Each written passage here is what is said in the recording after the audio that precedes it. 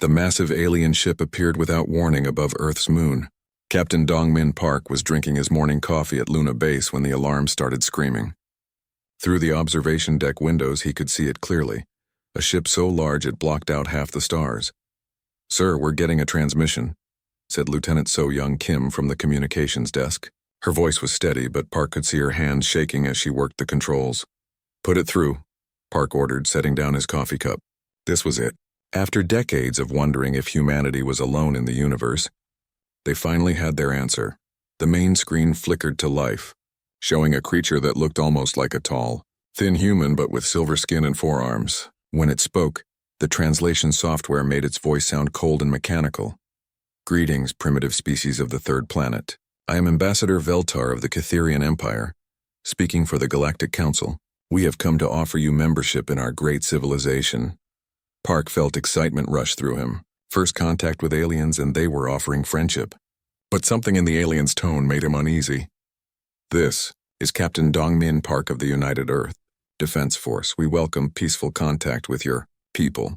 Veltar's forearms moved in what might have been a dismissive gesture. "You misunderstand, primitive. This is not a request. By galactic law, all species must join the Council for protection and guidance. Your species will be relocated to suitable worlds where you can serve more advanced civilizations. Your home planet contains resources needed by superior beings." The excitement in Park's chest turned to ice. "Excuse me? You're telling us to leave our own planet? Your confusion is expected from such a backward species," Veltar replied, showing what looked like sharp teeth. "Do not worry. The Galactic Council is wise and kind. You will be given simple jobs that match your limited abilities. You will be fed and housed. In return, you will work for the benefit of all civilized species." Park stared at the screen. Around the command center, his crew was looking at him with wide eyes. Lieutenant Kim had gone pale. These aliens weren't offering friendship, they were offering slavery. "And if we refuse?" Park asked quietly. Veltar tilted his head, looking confused. "Refuse? The concept does not translate properly. Perhaps your primitive language lacks the words. No species refuses the Council's protection." Something hot and angry rose in Park's chest. He had spent his whole life in the military, protecting Earth and its people. His grandfather had fought in wars to keep Korea free. His father had dedicated his life to space defense, and now some silver-skinned alien was telling him to hand over humanity without a fight. "Let me make this clear for you," Park said, standing up from his chair. His voice carried across the silent command center. "We are not livestock. We are not slaves. And we sure as hell are not giving up our planet to make room for you." Veltar's eyes widened. His forearms began moving rapidly, and Park could hear other alien voices chattering in the background. "You dare refuse the Council's generosity?" Veltar's voice rose higher. "Your species will be marked as hostile. You will be eliminated as a threat to galactic peace." Park felt a grim smile cross his face. "Good. Then let me give you Earth's official response to your generous offer." He leaned forward toward the camera. "Go to hell." He cut the transmission. The command center was dead silent for a moment. Then Lieutenant Kim spoke up, her voice barely a whisper. "Sir, did we just declare war on an alien empire?" Park looked around at his crew. These were good people, scientists, engineers, soldiers who had dedicated their lives to exploring space and protecting Earth. They deserved better than to be treated like animals by some arrogant aliens. "No, Lieutenant," Park said firmly. "They declared war on us the moment they decided we weren't worth treating as equals. We just told them where they could stick their protection." On the alien ship, Veltar was in chaos. In 10,000 years of galactic expansion, no species had ever simply said no to the Council's offer. Most primitive species begged for the honor of serving. The few aggressive ones tried to negotiate better terms, but flat refusal? It was unthinkable. "Contact the war fleet," Veltar ordered his crew. "Send one dreadnought to make an example of this world. The other species must see what happens to those who refuse the Council's wisdom." Meanwhile, in Seoul, Dr. So-Young Kim was working frantically in her laboratory. She wasn't related to the Lieutenant Kim on Luna Base, but, like her namesake, she was trying to understand what humanity had just gotten itself into. The alien transmission had been broadcast worldwide. Every government on Earth was in emergency session. The United Nations was in chaos. But Dr. Kim was focused on the alien language patterns in the transmission. What she found in the linguistic analysis made her blood run cold. The aliens had categories for different species. The translation showed terms like honored allies, useful servants, and protected species. But there was another category that had appeared in their data about Earth disposable nuisance species. Humanity wasn't just being offered slavery. They were being marked for extinction. Dr. Kim grabbed her phone and called the Defense Ministry. "Get me through to Captain Park on Luna Base. Now." When Park's face appeared on her secure video link, she didn't waste time with greetings. "Captain, I've analyzed their language patterns. They're not just planning to enslave us. They're planning to wipe us out completely." Park's jaw tightened. "How long do we have?" "Based on their ship movements that our satellites are tracking, maybe a week before their war fleet arrives." Park nodded grimly. "Then we better get ready for a fight." As news of the alien ultimatum spread across Earth, something interesting happened. Instead of panic, there was anger. Humans had spent their entire history fighting for freedom, against kings, against empires, against anyone who tried to tell them they weren't good enough to choose their own path. The aliens had made a critical error. They had assumed that a species that couldn't travel between stars was too primitive to be dangerous. They had never encountered a species that valued freedom more than safety. In military bases around the world, soldiers prepared for a battle they couldn't possibly win. In research labs, scientists worked to understand alien technology. In homes across the globe, ordinary people looked up at the stars and made a simple choice. They would rather die free than live as slaves. The galaxy was about to learn something new about the species from the third planet. Humans might be primitive by galactic standards, but they were very, very good at war. The Catherian dreadnought World Ender dropped out of hyperspace like a metal mountain. It was 3 kilometers long and bristling with weapons that could crack planets. Captain Zexai had been chosen for this mission because he was efficient and ruthless. The Galactic Council wanted the humans eliminated quickly and cleanly. "Begin orbital bombardment," Zexai ordered from his command throne. "Target their major population centers first. Make it quick." But as the massive ship moved toward Earth, it was met by something unexpected. A fleet of primitive vessels rose to meet it. Tiny metal ships that looked like toys compared to the alien dreadnought. Captain J-Ho Lee stood on the bridge of the UEDF destroyer Incheon's Pride, staring up at the alien monster through the view screen. His ship was barely 200 meters long. The alien ship could have used it as a paperweight. "Sir, we're getting communications from the other ships," reported his communications officer. The Tokyo Wind, London's Fury, New York's Hammer, 47 ships total. "They're all requesting permission to engage." Lee smiled grimly. Earth's combined space fleet wasn't much to look at. Most of their ships were converted cargo vessels with weapons bolted on. But they were crewed by humans, and humans had one thing the aliens didn't expect. They were completely insane. "All ships, this is Captain Lee. You know the plan. Make them think we're crazy because we probably are." The human fleet attacked in a pattern that made no sense to the aliens. Instead of the orderly formations that galactic warfare demanded, the human ships scattered like a flock of angry birds. Some ships dove directly at the dreadnought's weapons, drawing fire, while others flanked from impossible angles. "What are they doing?" Zexai demanded, watching his tactical display with confusion. "Their ships are too small to cause damage." "Why do they attack?" The answer came when the New Delhi's Revenge rammed straight into one of the alien weapon clusters. The human ship was destroyed instantly, but its nuclear reactor overloaded, creating a blast that damaged the alien weapons. "Sir, they're using suicide attacks," his tactical officer reported in horror. "Their ships are ramming our weapon arrays." Zexai couldn't believe it. In 10,000 years of civilized warfare, no species used suicide tactics. It was barbaric. It was insane. It was also working. Captain Lee watched 3 more human ships sacrifice themselves to take out alien weapon clusters.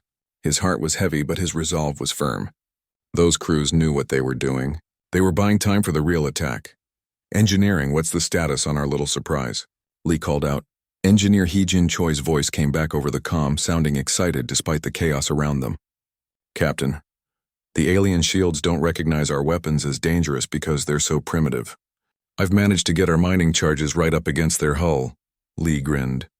While the other ships were creating chaos, Choi had been piloting mining pods, tiny ships designed to attach explosive charges to asteroids, right through the alien shields. The aliens' sophisticated defenses were designed to stop advanced energy weapons, not simple explosives. All ships. This is Lee.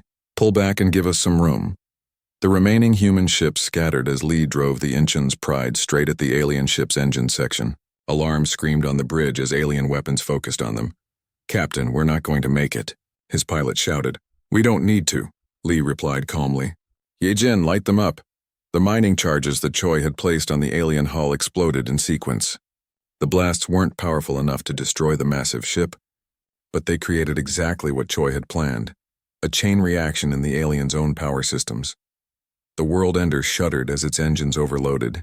Emergency lights flashed across its hull as power conduits exploded throughout the ship.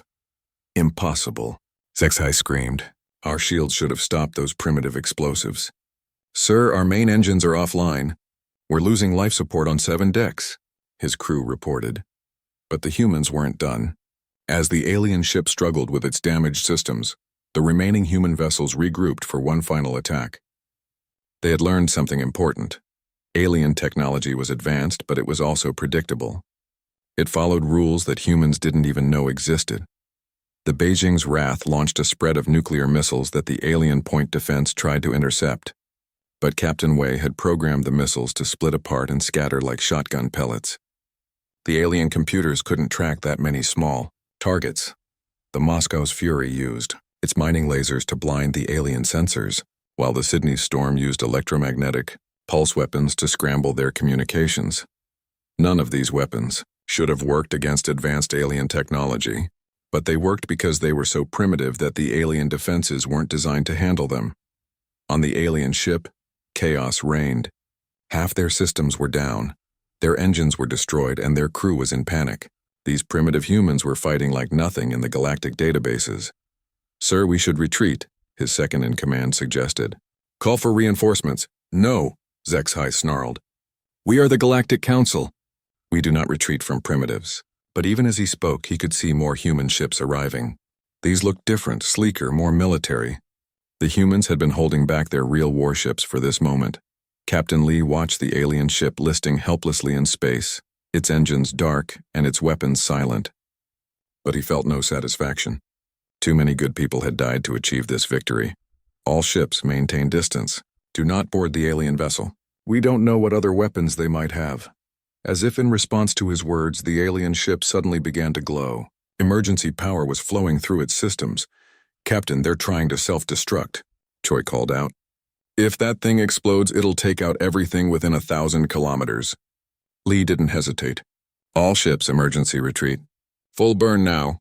But even as the human fleet fled, Lee was thinking. The aliens were willing to destroy themselves rather than be captured. That told him something important about their mindset. They weren't just fighting a war. They were fighting an enemy that would rather die than lose face. The World Ender exploded in a flash of light that briefly outshone the sun. When the blast faded, there was nothing left but debris and radiation. On the Catherian homeworld, War Commander Zeftos received the impossible report. The World Ender had been destroyed by primitive humans using weapons that barely qualified as technology. "How many ships did they lose?" Zeftos asked. "Unknown, sir. Our records show they started with 47 vessels. 15 were destroyed in the battle." Zeftos studied the tactical reports with growing unease. The humans had lost a third of their fleet, but they had celebrated the battle as a victory. What kind of species considered losing 15 ships a success? "Sir, the Galactic Council is demanding an explanation. They want to know how primitives destroyed our most advanced dreadnought." Zeftos looked at the tactical data again. The humans had used suicide attacks, primitive weapons, and tactics that violated every rule of civilized warfare. They had fought like madmen. "Tell the Council we underestimated the enemy," he said finally. "These humans are not civilized. They fight like wild animals. They need to be put down before their madness spreads." But even as he said it, Zeftos felt a chill of doubt. The humans had been outnumbered and outgunned, facing technology thousands of years ahead of their own. And they had won. What would happen when they faced a fair fight? The Galactic Council chambers hadn't seen this much anger in 1,000 years. Representatives from 12 major species stood around the crystal table, all talking at once about the human problem. 200 ships, declared High Counselor Morthak, his blue scales rippling with indignation. We will send 200 of our finest vessels to sterilize this plague world before their madness spreads. War Commander Zeftos stood at attention, trying to explain what the council refused to understand. Honored counselors, these humans don't fight like other species. They use tactics. Counselor Velnara's tentacles writhed in dismissal. They are primitives with chemical rockets and metal bullets. 200 ships will turn their world to glass. The decision was made. Across the galaxy, species loyal to the Council received the same message. The humans have been declared a galactic threat. They must be eliminated to protect civilized space. Most species accepted this without question. The Council was wise. The Council was always right. But in the dark corners of the galaxy, in the hidden places where enslaved people still remembered freedom, the message was received differently. On Earth, Admiral Sujin Han stood in the war room deep beneath Seoul, staring at the holographic display showing the approaching alien fleet. 200 ships, each one larger and more advanced than anything humanity had ever built. They really want us dead, muttered Colonel Taehyun Yoon, studying the tactical projections. Good, Han replied calmly. Angry enemies make mistakes. The room fell silent. Everyone was staring at her like she had lost her mind. Maybe she had. Ma'am, with respect, we have 47 ships.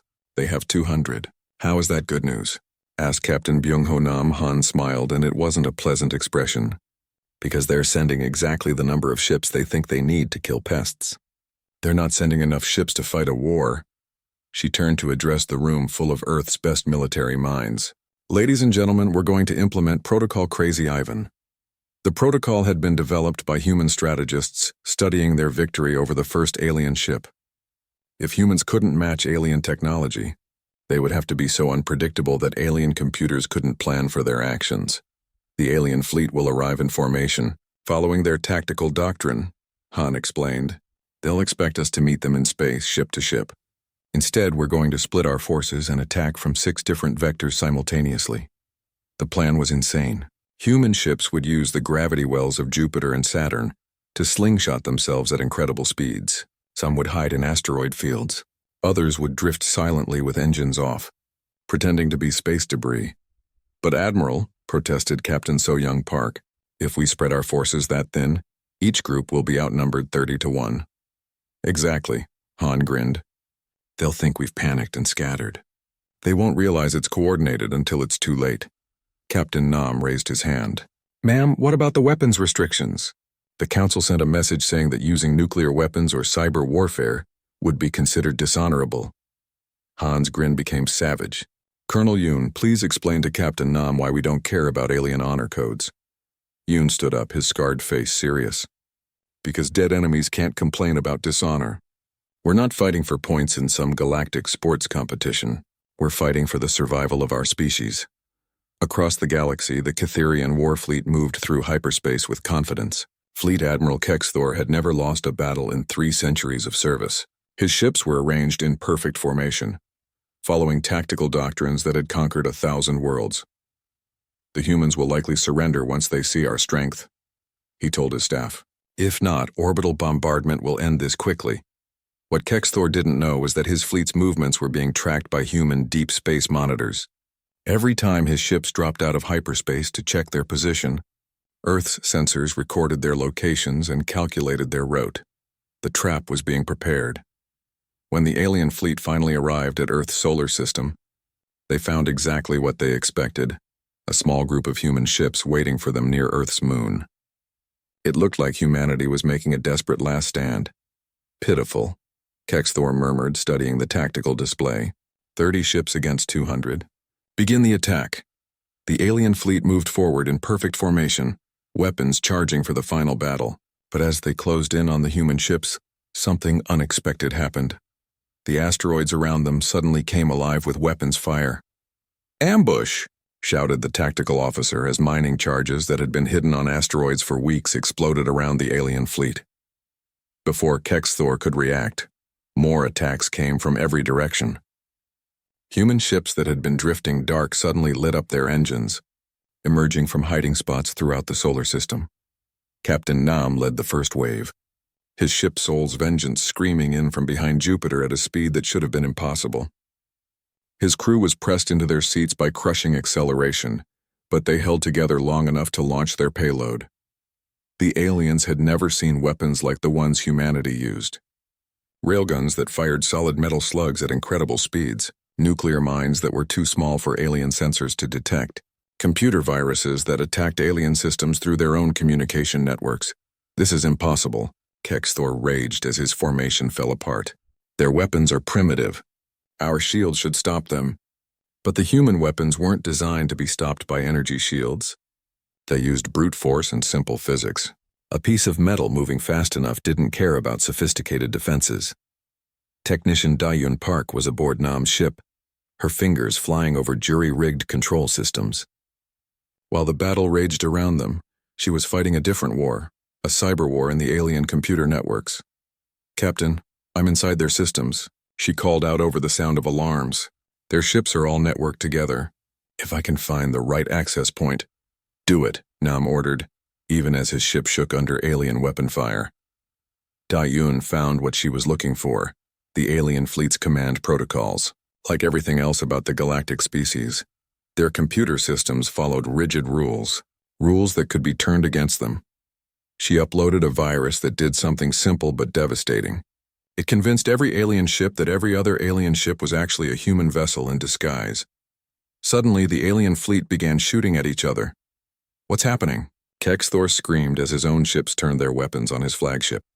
"Sir, our identification systems have been compromised. The computers think we're humans."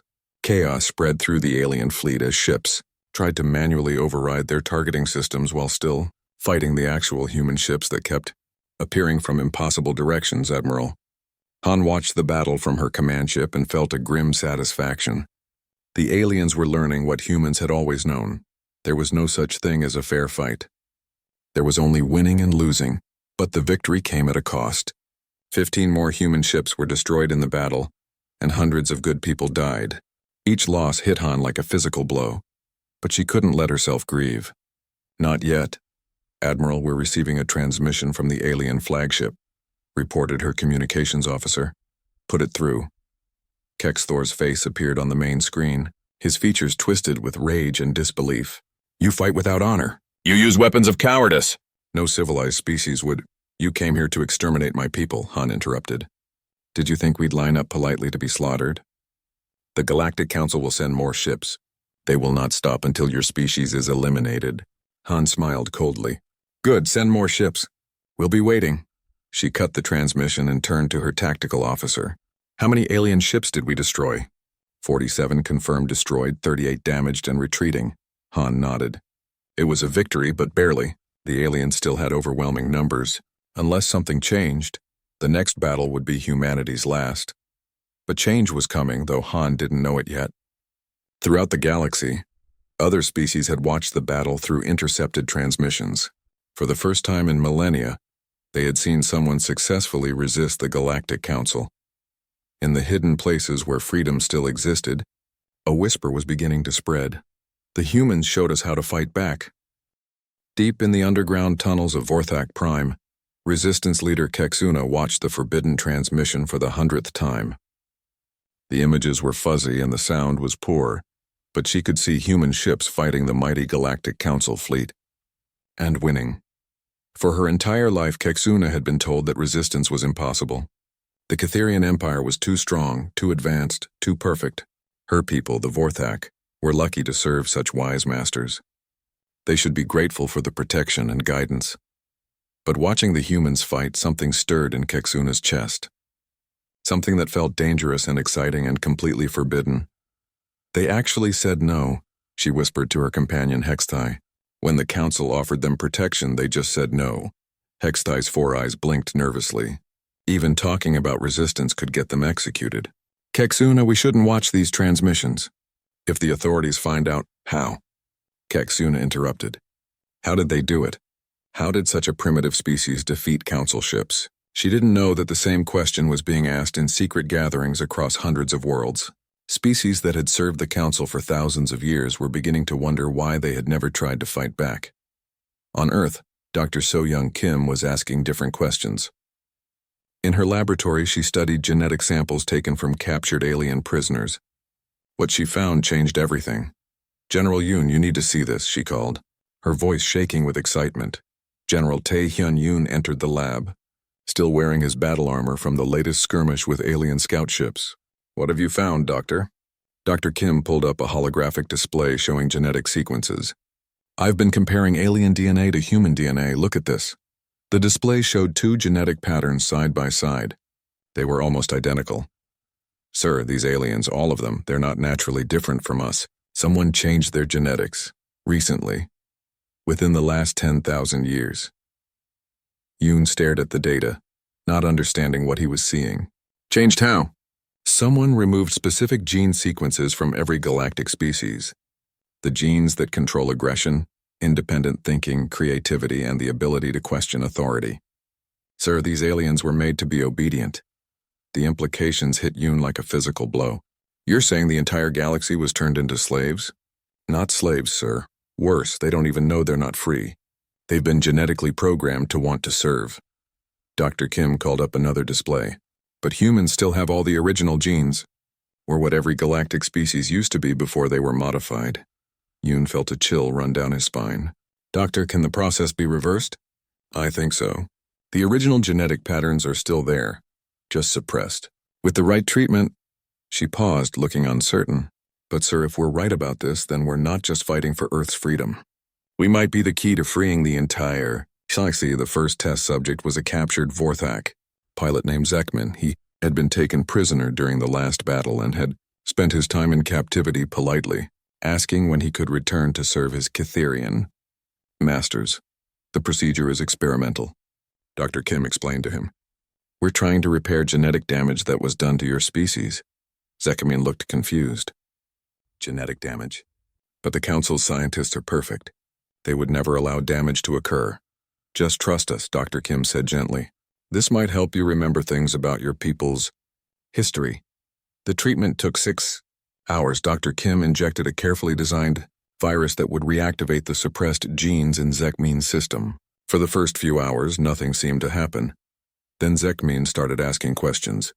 Why do my people serve the Kitherians? He asked. What did we get in return for giving up our homeworld? Dr. Kim and General Yoon exchanged glances. Before the treatment, Zekman had never questioned anything about his people's relationship with their masters. Keep talking, Yoon encouraged. What do you remember about your homeworld? Zekman's face twisted with confusion and growing anger. We had cities, beautiful cities that we built ourselves. We had art and music and poetry. We had families and traditions and... His voice rose to a shout. What happened to our families? The genetic restoration continued to work through Zekman's system, unlocking memories and emotions that had been suppressed for millennia. By the end of the day, he was a completely different person. They took everything, he whispered, staring at his hands as if seeing them for the first time. They took our homes, our culture, our ability to even miss what we lost, and they made us thank them for it. Can you contact your people? Dr. Kim asked. Are there others who might want to know the truth? Zekman looked up, and for the first time, his eyes held something that no galactic species had shown in 10,000 years. Rebellion. There's a resistance movement on Vorthak Prime. Small, secret, but it exists. If I could get this treatment to them, we'll find a way, General Yoon promised. News of the genetic breakthrough spread quickly through Earth's military and scientific communities. But the real breakthrough came when Captain Sang-wook-oh volunteered for the first joint human-alien military operation. Oh had been chosen because he was calm under pressure and good with languages. His mission was to infiltrate a Kitherian research facility where alien scientists were developing new weapons to use against Earth. But he wouldn't be going alone. Zekman would be with him, along with 3 other aliens who had undergone the genetic restoration treatment. Remember, Oh told his team as their stolen alien transport approached the research station, we're not just gathering intelligence. We're proving that liberated aliens can work as equals with humans. The research facility was lightly guarded because the Kitherians couldn't imagine that any species would attack their installations. The security systems were designed to keep workers in, not invaders out. Zekman led the team through the facility's corridors, his restored memories giving him knowledge of Kitherian security protocols. The other liberated aliens moved with a confidence and purpose that would have been impossible before their treatment. There, Zekmin pointed to a heavily secured laboratory. That's where they keep their biological weapons research. O felt his stomach turn as they entered the lab. The walls were lined with tanks containing genetic samples from hundreds of species. Labels indicated that the Cytherians were working on viruses that could target specific genetic markers. They're not just planning to kill humans, he realized. They're developing weapons that could wipe out any species that shows signs of independence. But the most horrifying discovery was in the central computer core. Dr. Kim had given a data probe that could download the facility's research files. What they found there changed everything. "Captain," one of the liberated aliens called out, his voice shaking, "you need to see this." The computer files contained the complete history of the Galactic Council's expansion. Species after species had been conquered not through military force but through genetic modification. The pattern was always the same. First contact, then a medical aid program that gradually altered the species' genetic code, then peaceful integration into the Council. But the files also contained something else, the original genetic patterns of every species in the galaxy. They kept backups. O breathed. They saved the original genetic codes of every species they modified. Why would they do that? Zekmin asked. The answer came from another file. Emergency Restoration Protocol. In case of galactic rebellion, original genetic patterns can be restored to selected loyal populations to create natural military leaders. The Cytherians had planned for the possibility of widespread resistance. They had kept the genetic keys to unlock the fighting spirit of any species they might need as enforcers. We're taking all of this, O decided. Every file, every genetic pattern, every piece of research. As alarms began to sound throughout the facility, O's team fought their way out with the most valuable intelligence in galactic history. Not just weapons data or military plans, but the genetic blueprint to free every enslaved species in the galaxy. But they weren't the only ones fighting anymore. As news of the genetic restoration spread through the underground networks, species across the galaxy began to change. On Vorthak Prime, Kexuna and her resistance cell became the first non-human group to successfully attack a Cytherian installation. On Zelthan, scientist Kreval began secretly producing the genetic restoration treatment.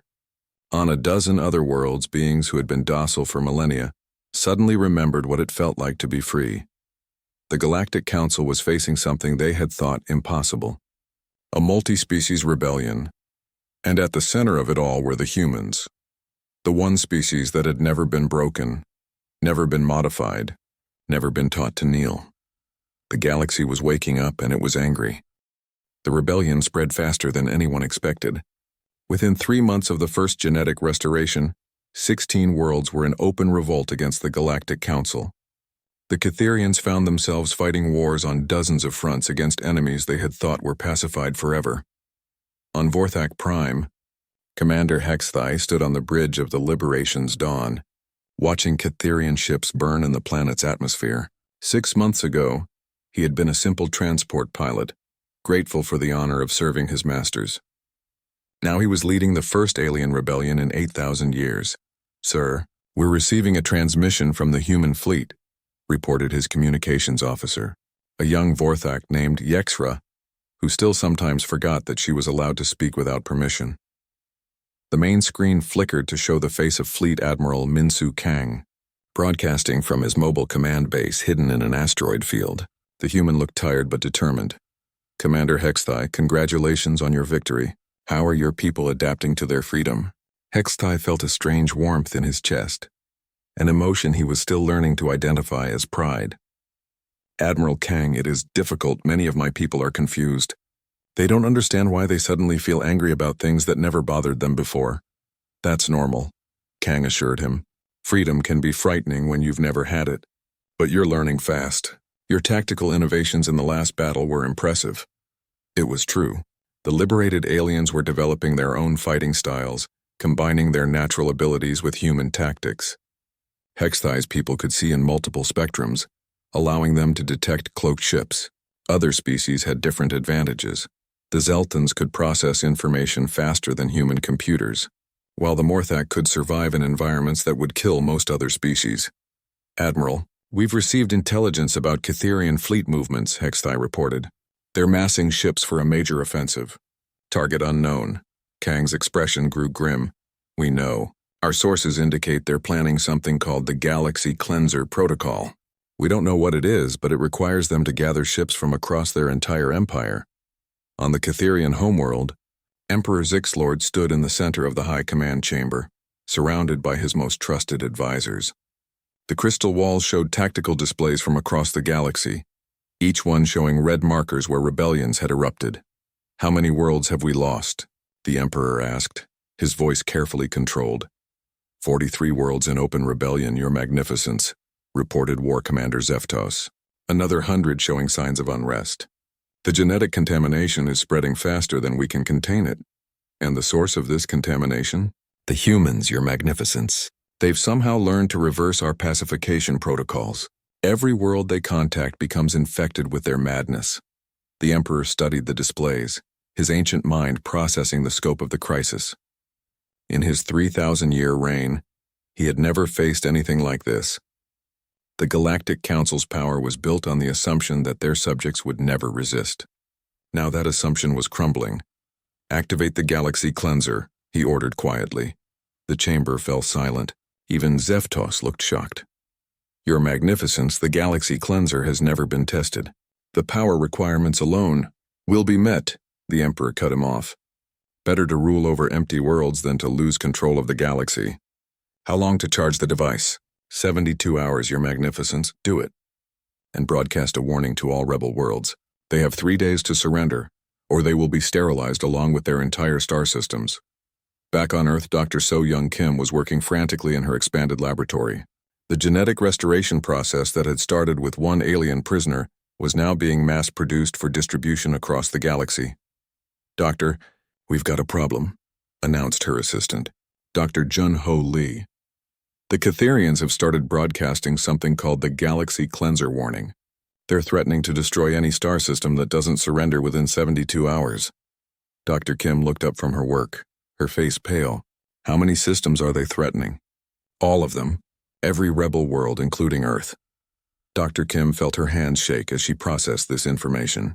What kind of weapon could destroy entire star systems? We don't know, but Admiral Kang has ordered all available ships to search for the source. If we can find where they're charging this weapon. The search took 36 precious hours. Captain Dao-In Park, now commanding her own ship, the Digital Storm, found the answer in intercepted Catherian communications. Admiral, I've located the source of the Galaxy Cleanser signal, she reported to Fleet Admiral Kang. It's coming from the Galactic Core region. Coordinates follow. But sir, the power readings are impossible. Kang studied the data from his command ship. The Galaxy Cleanser was hidden in a massive space station at the center of the galaxy, surrounded by gravitational anomalies and radiation that would destroy any normal ship.